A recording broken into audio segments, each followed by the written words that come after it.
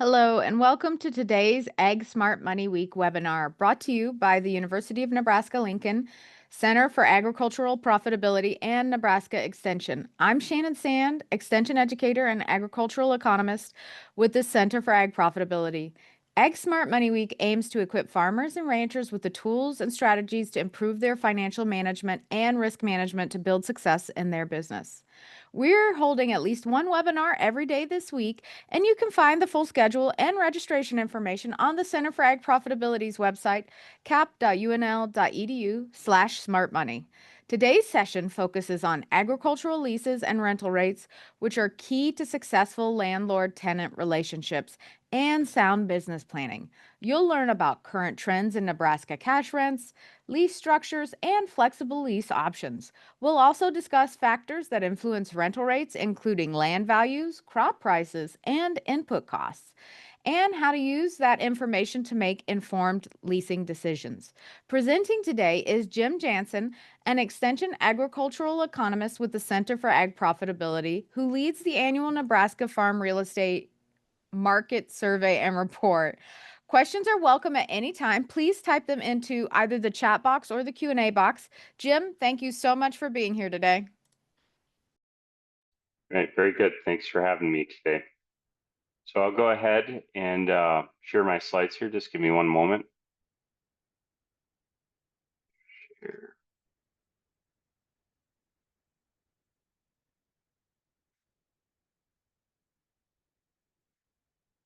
All right.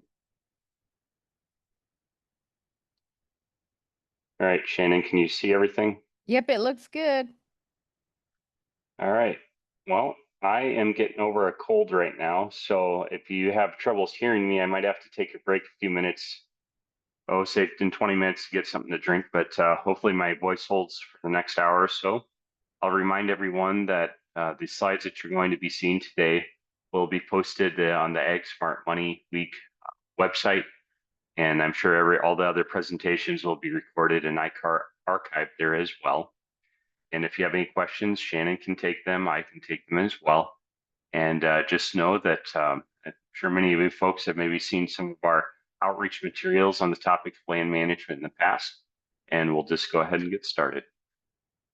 So a few things, what we're going to do today is we're going to start at a larger level on the topic of land values. We'll talk a little bit more at the state of Nebraska, as well as at the regional level. On cash rental rates, we'll then step down to more of a regional and county perspective, and then follow that up with some examples on how do we calculate a cash rent.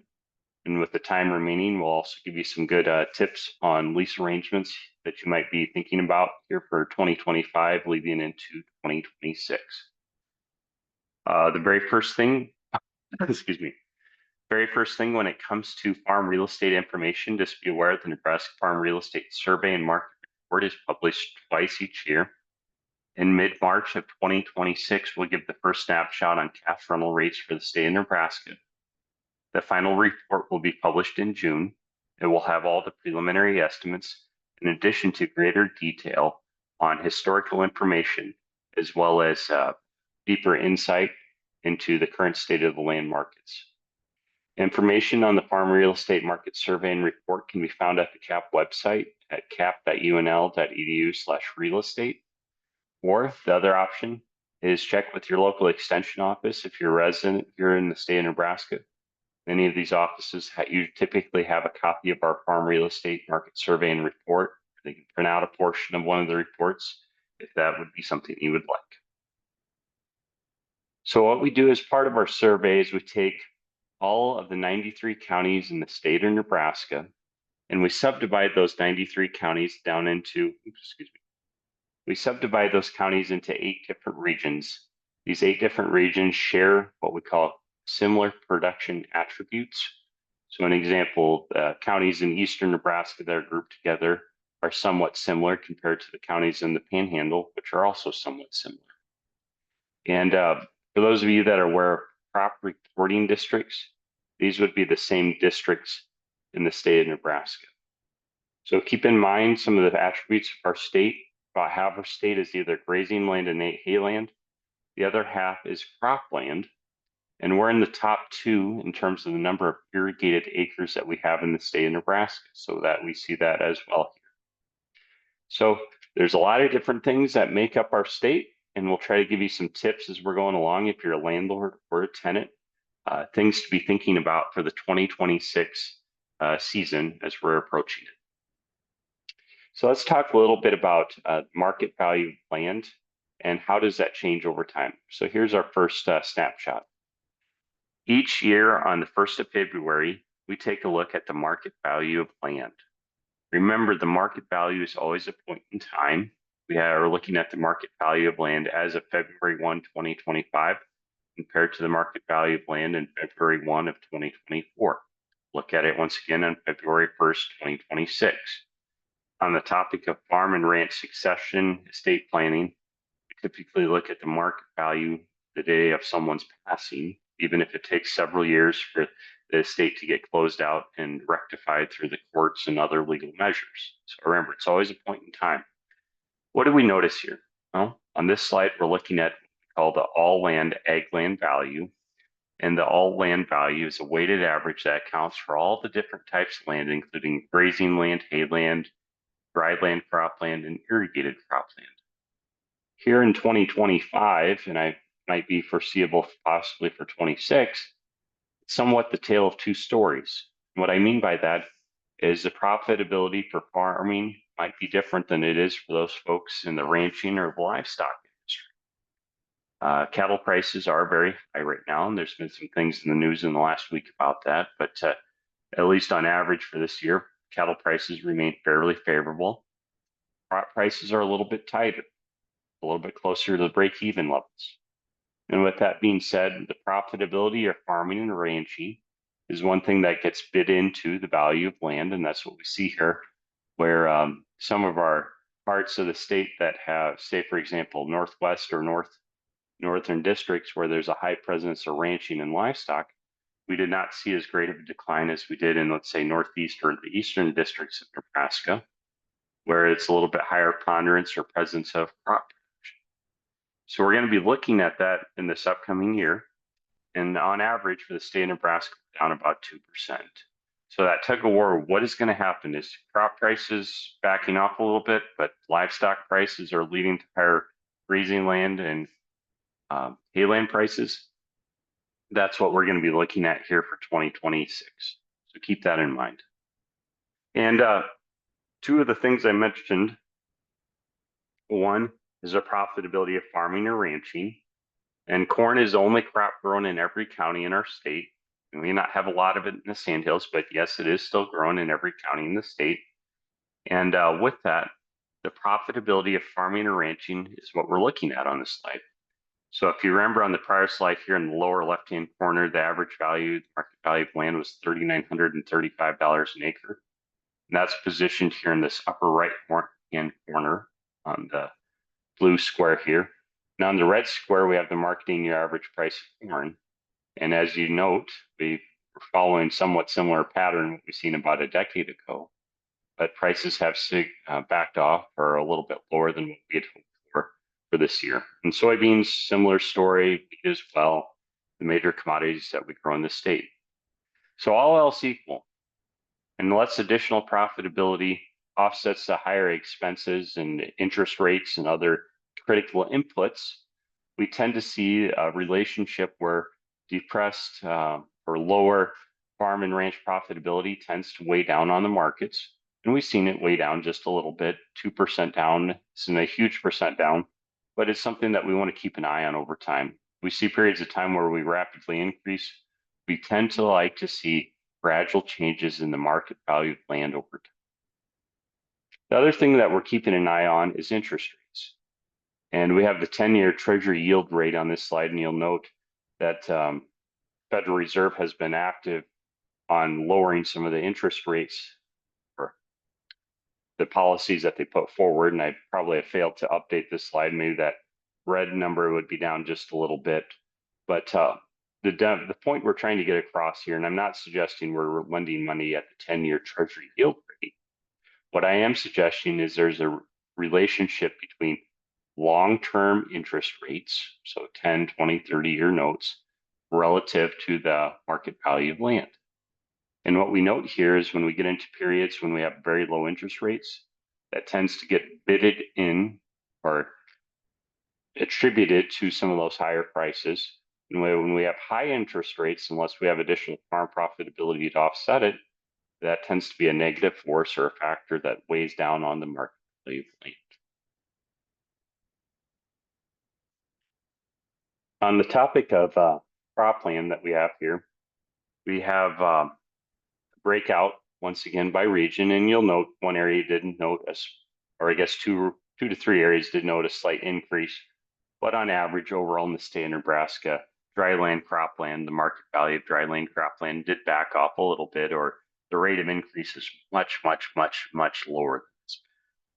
And why is that? Well, keep an eye on the big three when it comes to crop profitability. What are the current prices for seed, fertilizer, and chemicals? I'll hint at the fertilizer briefly in the price of seed and chemicals. It seems like those prices are remaining at levels that we've seen in prior years. Maybe some of the discounts are a little bit better if you're willing to prepay, place an order and prepay for a portion of that input. But all else equal, it costs a fair amount of money to raise very good crop yields. We're seeing that bid into the prices surrounding some of the major inputs that we're concerned about in our state. And we're seeing that bid into the prices of cropland. That's being a reflection of the profitability considering some of those major inputs. On to grazing land, you'll notice on this slide, and I won't hint at a specific region, but when we look across the state, you're seeing grazing land values a fairly strong increase for some of the different regions. And this tends to reflect a little bit more favorable circumstances surrounding the cattle industry relative to the crop industry with respect to the profitability that the sector is experiencing. One other land class that I shouldn't fail to mention is irrigated cropland. Center pivot irrigated cropland is our largest land class in the state of Nebraska. And you'll notice once again that these prices have gradually declined. We're seeing some degree of moderation in the prices surrounding that.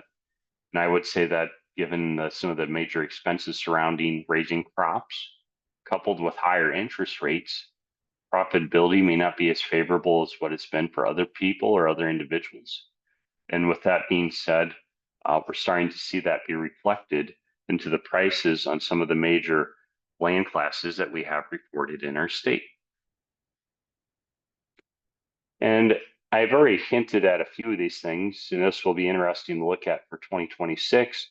We asked the people that take our survey on a scale of 1 to 5, 1 being negative, 3 being neutral, 5 being positive on the far right-hand side, out of these different economic forces or factors that influence the profitability of farm and ranching, are these factors or forces currently leading to a decline or an increase in the market value of land? Well, current crop prices is definitely something that's weighing down on it. Something that's increasing it is current livestock prices. Also interest in farm expansion, farmland trades with a 1031 exchange. Interest rates, farm input expenses are definitely a concern. Property taxes and levels associated with them are also concerns as well. On the topic of input prices, over at DTN, they'd have some fairly good or fairly up-to-date information on current prices for some of our different types of fertilizer. And I know there's a lot of people that are interested in putting anhydrous down this fall. And unfortunately, the prices are starting to follow some of our historic average. Our 5-year tattered gray line that we see here is our 5-year average.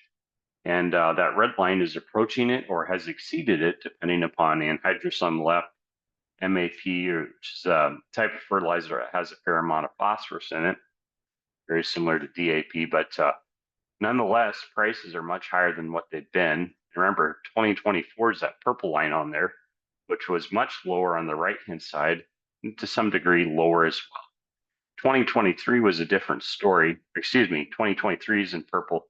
2024 is in green. And the prices of anhydrous were much lower than that historic average that we had mentioned. Something that we may see a little bit of receding in, but still it's much higher than what it's been prior to, let's say, COVID-19 and some of the years in the teens of the 2000s, are interest rates. Now, the Kansas City Federal Reserve put this chart out. We have some of the major types of loans. The operating is in purple, blues in intermediate, and real estate's in green. And you'll notice that while these prices have receded to some degree, interest rates on a 30-year land loan, I would guess, are probably around, let's say, 6.5%, an effective loan around 6.5%. And farm operating lines of credit, I would guess, are probably somewhere in that 7 to 9% range, depending on who you are and what your credit circumstances.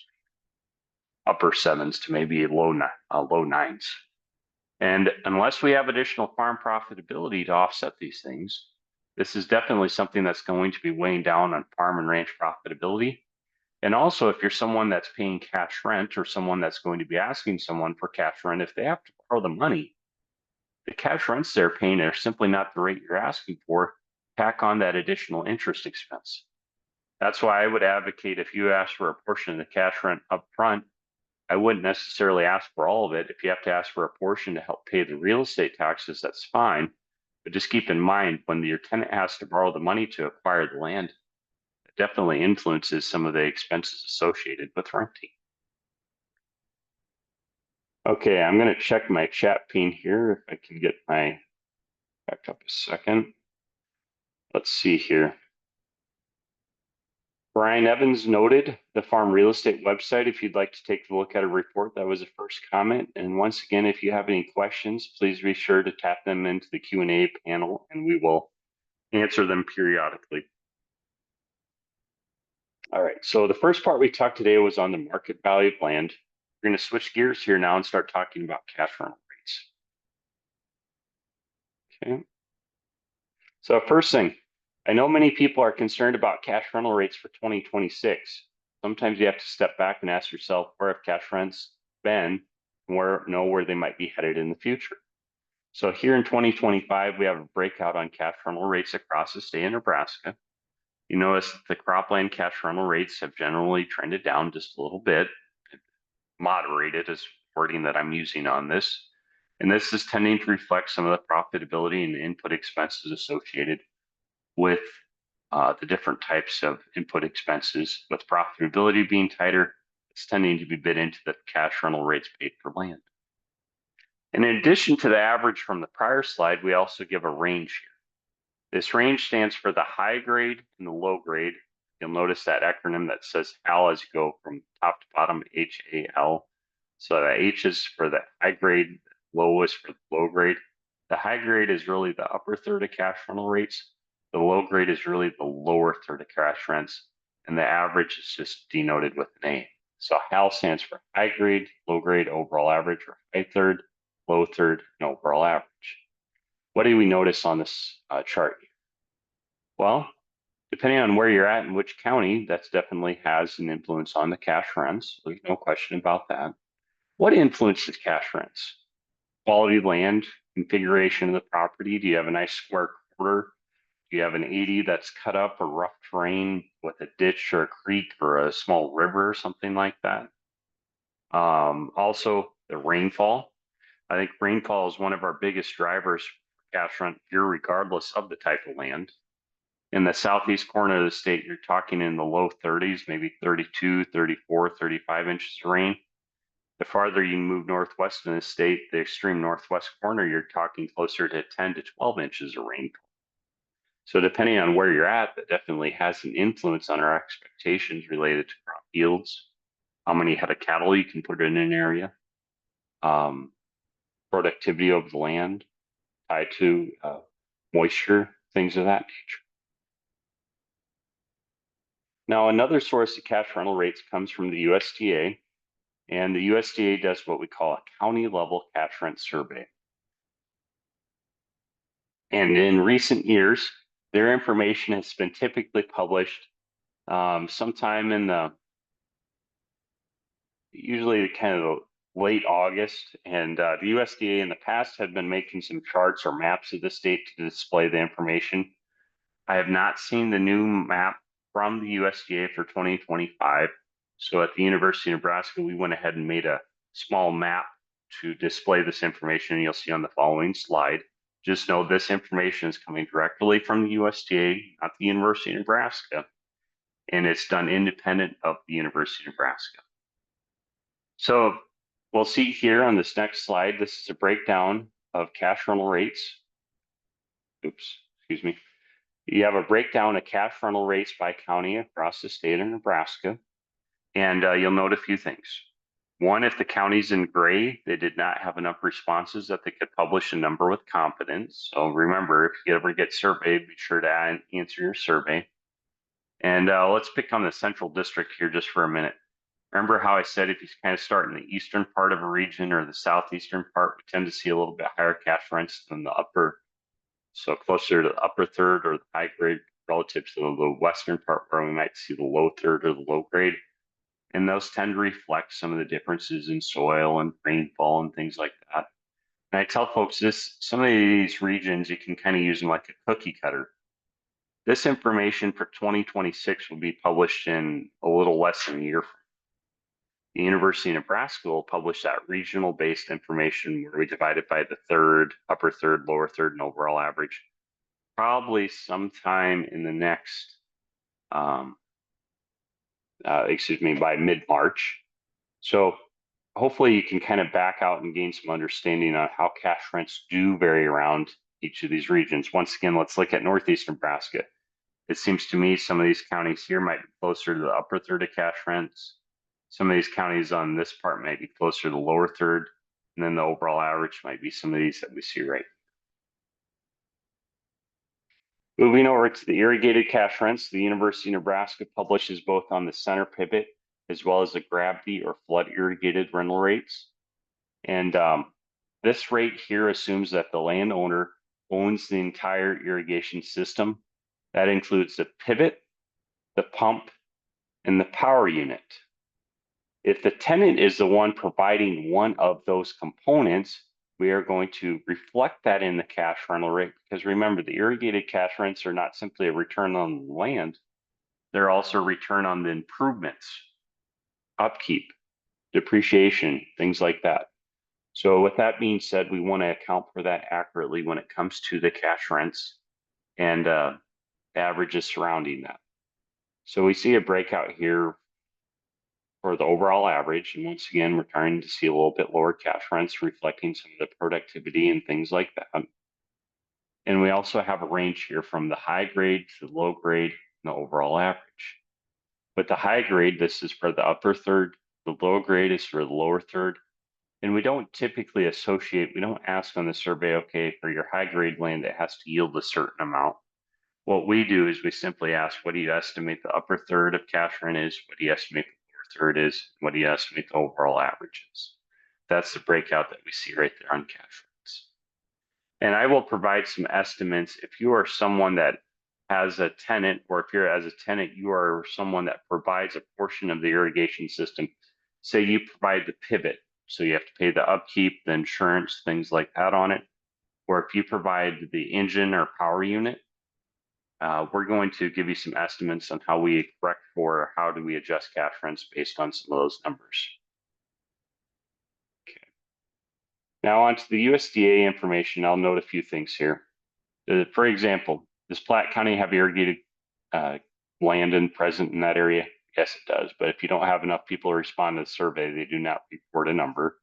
Once again, certain areas of the ranching area of the state, pockets of the southwest part, pockets of the panhandle, we don't have any rates reported.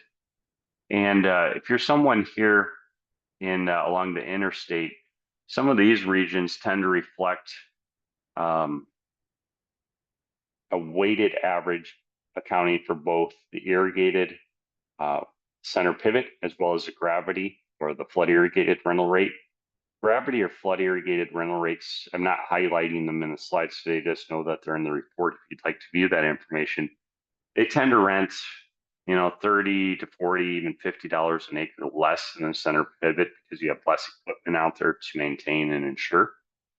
And with that being said, some of these counties along the interstate here where you still have a higher presence, or at least a portion of the county that's flood irrigated or gravity irrigated, we're going to see the those numbers be a weighted average where they're going to reflect in Buffalo County. If a third of the cropland that's irrigated, if that's flood irrigated, you're going to see that related in the average that we have responded here or reported here. And if you'd like to get these maps, we have a little article that was put together at the University of Nebraska. You'll note it's right here. It's at go.unl.edu/NASS. And that just gives us a breakdown here. And I want to thank Brian Evans for helping put some of these maps together. It was quite the deal trying to get these all formatted, but hopefully they're in a manner that you can easily see the numbers that are reported as part of the survey for 2025. Let's move on to the grazing land cash rents here for a minute. The University of Nebraska reports both on a per acre and per pair average rental rate.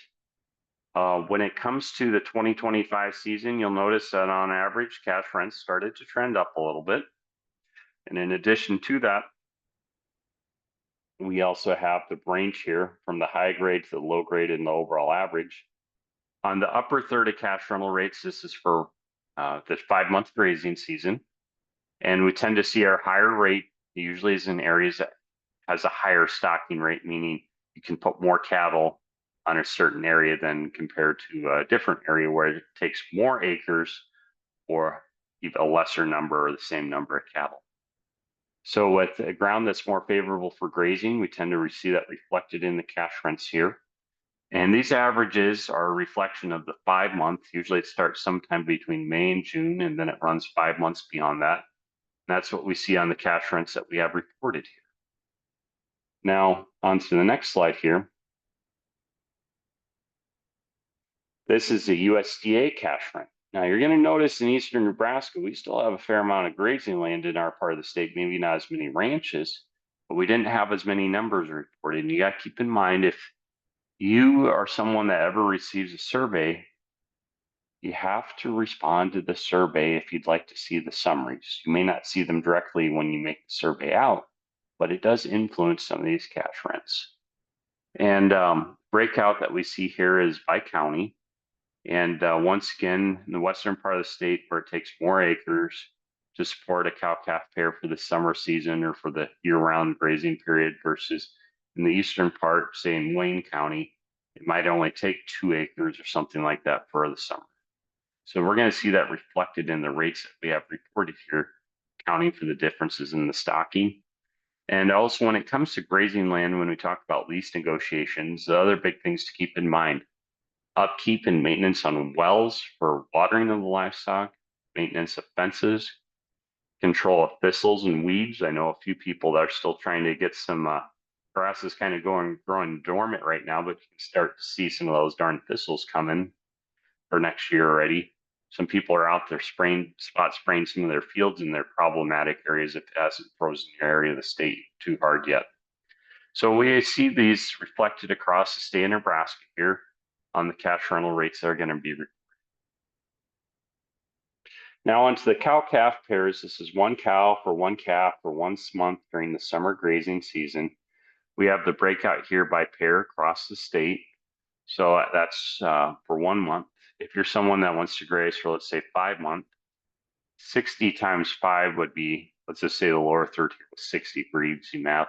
60 times 5, that would be roughly $300 a pair. So that's how we figure out the cash rental rates on that. All right, I'm going to check the question here.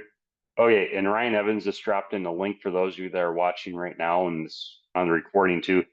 Just know that you can also access the county level cash rent maps at cap.unl.edu/county rents. That's the other place where you can find this information. Just keep that in mind. All right, so what have we talked about so far today? Well, the first part today, we talked about the market value of land, some of the economics surrounding the profitability of farming and ranching and things of that nature. The second part here, we moved on to cash rental rates and the factors or forces surrounding that. What does that look like? And the final part we're going to talk on today are some of the trends that are influencing farmland leases for 2025. And I hope that many of these things are going to carry forward to 2026 in terms of the application on how we think these things through and what might be done surrounding them. So once again, if you got questions, be sure to type them in the chat pane and we can hopefully help you out as we go. So the first part we have here is how do we figure out a cash rental rate for 2026? I'll give you a couple ideas here on adjusting cash rents. So in our made up example, the average county rental rate is, let's say, $180 an acre. So say you have some dry land, cropland, you've seen the cash rent was $180 an acre. And in addition to that, let's say this made up example, the average county corn yield was 134 bushel per acre. If you take the county rental rate and divide it by the average county corn yield, that gives you what is called the county rent per bushel. The county rent per bushel is a reflection of how much does it cost per bushel of grain raised on rented ground. This made up example for a county, you have to pay the sale price for cash rent. Take that $1.34 a bushel and slide it to the upper right hand corner.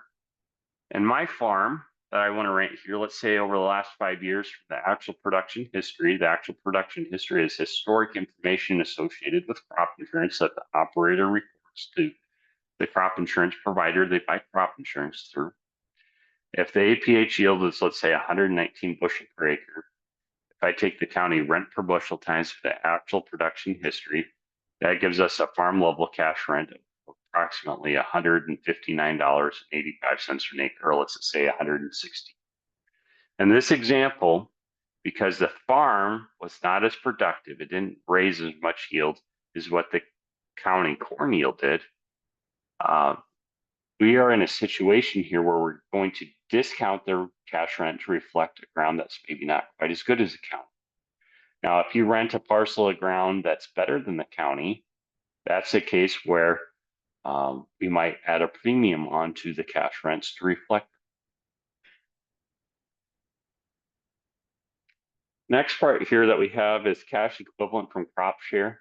The cash equivalent from crop share, the general idea here is we're taking a cash rent and making it into we're making our crop share into a cash rental rate. So let's roll the clock back, I guess, 8, 9, 10 months ago. And let's say we're sitting here in March. Tenant wants to figure out a cash rent.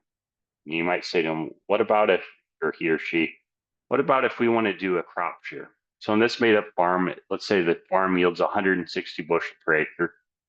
If I take that 160 bushel per acre and divide it by 2, that gives me my share as a landlord, tenant share as a and tenant.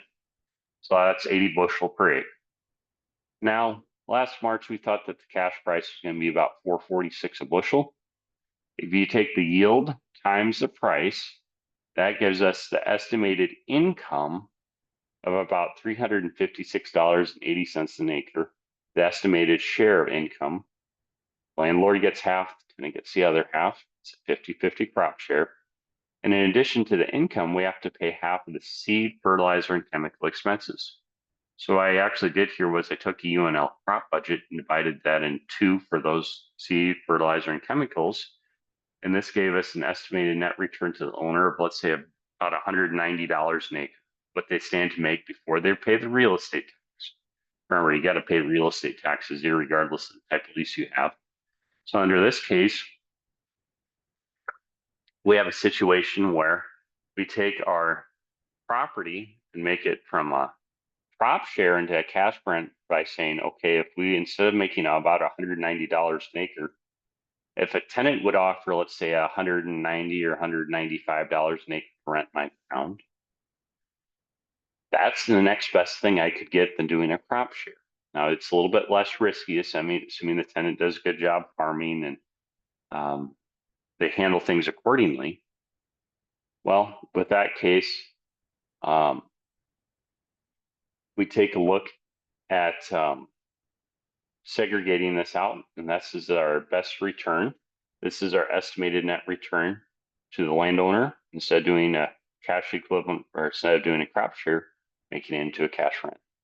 Now, under this example, we could look at July and November. Obviously, the input expenses are going to stay the same, and our crop yield's probably not going to be perfectly 80 bushel per acre. My share won't probably be 80 bushel per acre. Let's just hold everything steady, but let the price vary. This goes to show us how that cash rent does vary across time. So what you might think the cash rent should be now is different than what we might consider it otherwise. So just keep that in mind. And for those of you, I just had a call on this topic this morning. If we have a property that we're going to cut for hay, so let's say we cut a field for hay. Maybe it's just grass hay and you cut it once a year, or maybe you cut it once for hay and then maybe it's grazed or something.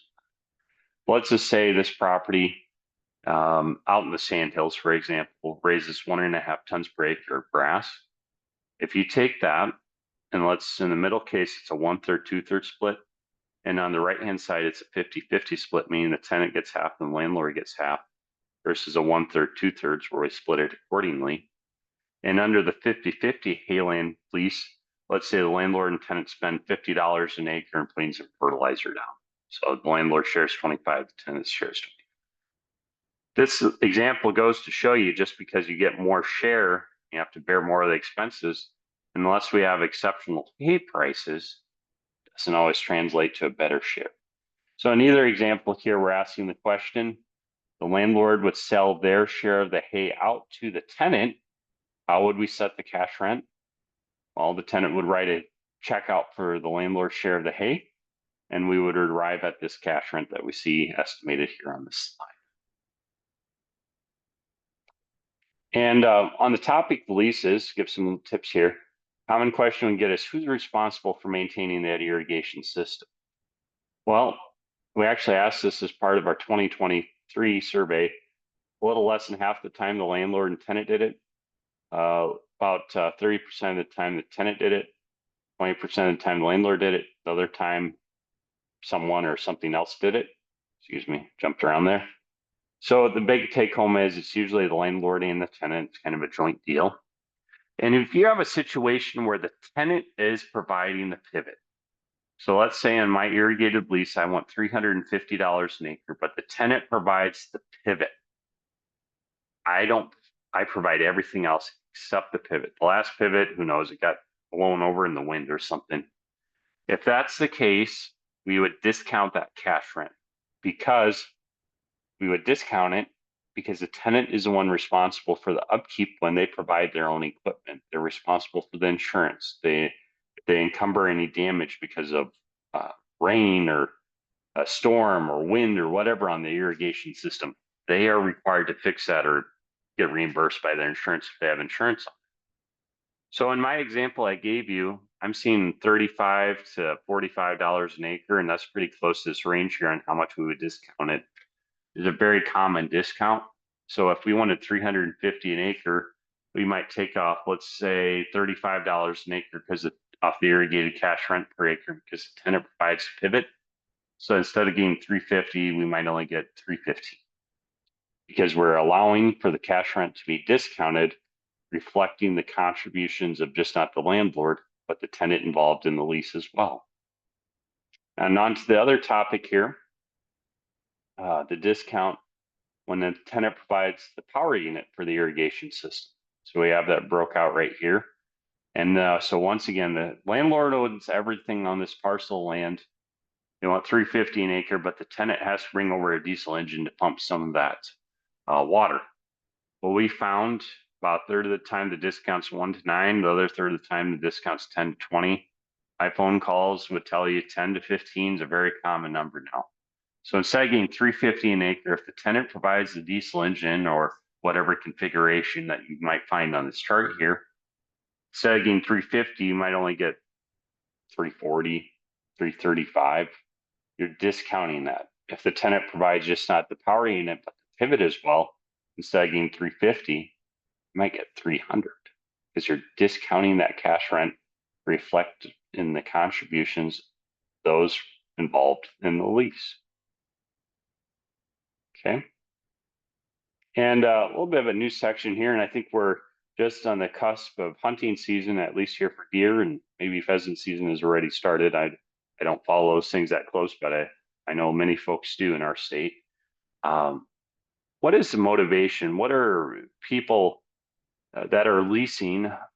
portion or subleasing their ground for hunting rights, what are they leasing the hunting rights out on? Well, the biggest one in our state is actually deer or antelope, depending where you're at, and followed up by waterfowl and pheasants. Those are the top three: antelope or deer, pheasants, turkey. Turkey is a little bit present here. And if you think about some of these regions where we have a higher degree of waterfowl, so the central district, think about like the Platte River there, and even the East District, and maybe parts of the Southwest or in the Northeast, you get along the Missouri River too, and some of that, as well as the East District. So that's a major concern there. Pheasants, getting parts of Southwest, Southern Nebraska, even in the Northeast Nebraska and Northwest. It's very popular hunting animal, wild game to be hunting as well.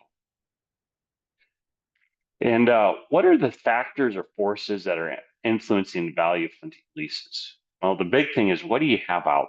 So the vegetative cover, think like trees versus an open field, rough terrain, the topography. While you may not be favorable for a row crop or small grain farming, it might be very favorable for livestock to have shade trees, or for wildlife to have a place to go in the winter time when the weather gets rough. And the proximity to water, that's a huge thing. You always got to have your type of wild game that you're hunting. They always have to have access to water year round, regardless of the time of year.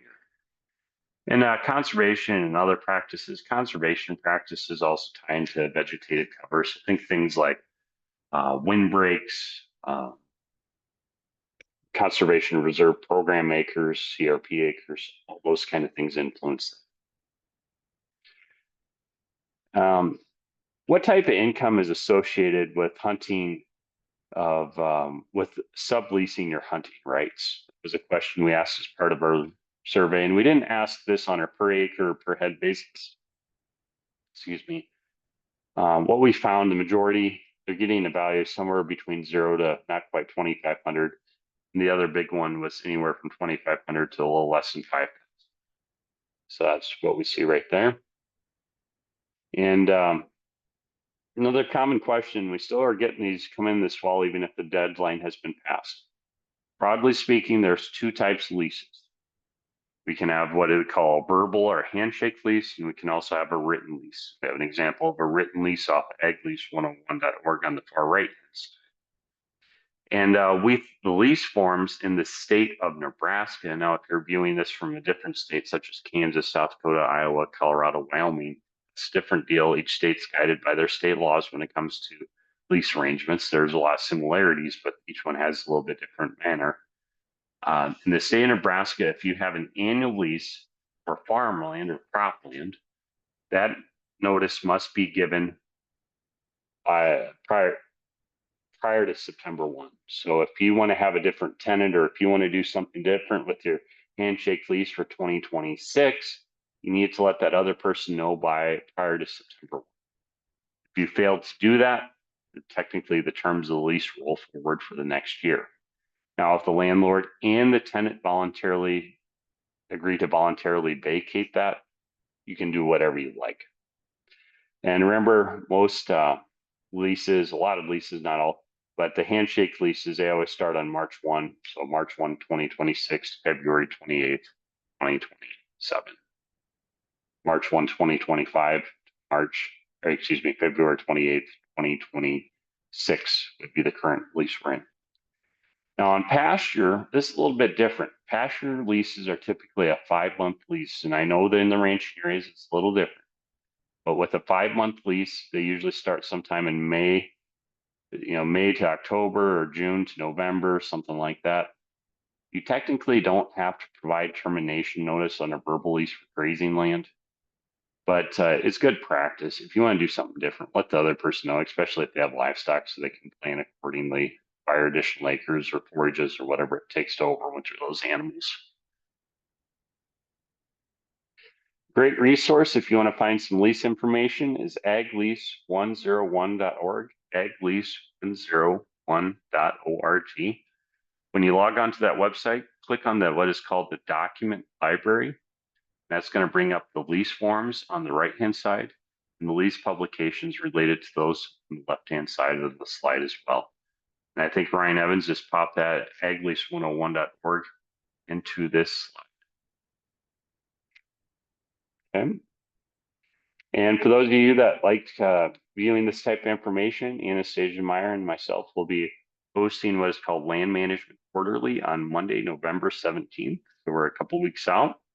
Be featuring some of the information we discussed today, and also Anastasia will be providing some context to closing out your lease, considerations for leases in 2026, and also the ARC and PLC farm programs. We'll give you some updates on expected program payments associated with them. And we also invite anyone that would like to view this. You can always submit the question prior to the start of the meeting, and we will be more than happy to review that as part of the lease range, or as part of our meeting. We actually make up some slides at the end and come up with some answers to relate to this. So with that, if there's any questions, we'll hold on here for a few minutes, but this is my comment. Sounds good, Jim.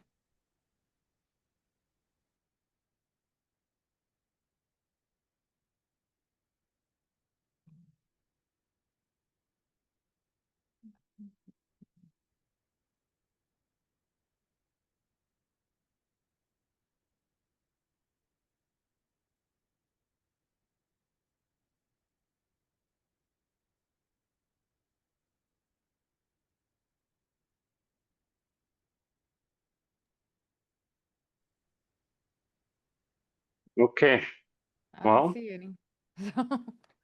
just know that you can always reach out to, I'm available for questions. Shannon is as well. We have Anastasia Meyer in the southeast and Jessica Grosskopf up in the northwest part of the state. And just be aware that that information is out there. If you'd like to reach out to any of us, every one of us have a little bit different area of the state. And things are always a little bit different depending on what county or region you're in. So be sure to reach out to that. And this information will be featured on the Ag Smart Money Week website. Ryan Evans should be getting this posted as time progresses here and over the next week or so. Yeah, yeah. So, all right. Thank you everybody for joining us today during Ag Smart Money Week. Free webinars will continue through Friday, and you can find the schedule and registration information at cap.unl.edu/smartmoney. Thank you again, Jim and Ryan, and everybody have a great afternoon. Oh.